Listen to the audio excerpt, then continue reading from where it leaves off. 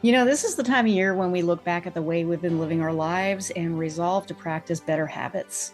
For some people, that might mean going on a diet or starting a workout program, but I'd like to propose the idea that you resolve to silence your inner critic and stop people pleasing this year.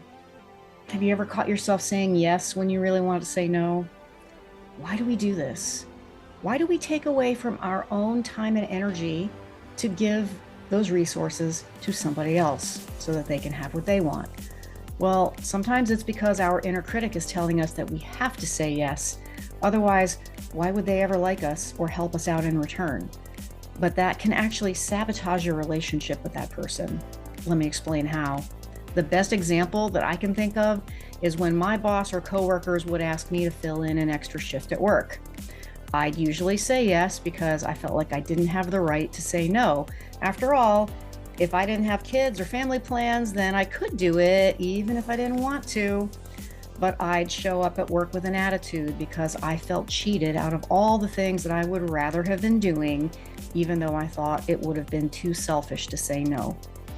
Then for days or weeks, I walked around with this simmering resentment for the person who'd asked me, and that would come out in my tone when I spoke to them and in my lack of patience when I worked with them. Now, I knew why I was mad, but they had no clue. All they knew was that I was in a bad mood again and they didn't want to be around me. So here's what I hope that you can learn from my story. It's not a gift to the other person if you say yes to what they're asking and then show up with resentment. Those negative feelings will do long-term damage to your relationship. You might think that you can hide it, but I promise you can't. If your yes comes with any kind of negative feelings, then it should be a no, or you need to make it very clear what you expect in return. And if saying no allows you to continue that relationship with peaceful and positive feelings for the other person, then that is the better answer. If that relationship is important to you, then make sure you contribute to keeping it positive. Your yes is only valuable if it's not your default answer, and your no is priceless if it preserves that relationship. So remember, there's only so much time and energy that you have to give. Every time you say yes to one thing, you're saying no to something else.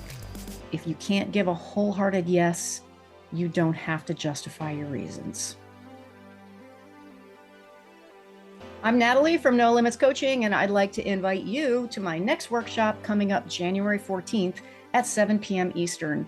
Learn to silence your inner critic so you can get on with the business of living the life that you deserve. Sign up at nolimitscoachingnow.com/workshops, and I'll see you there.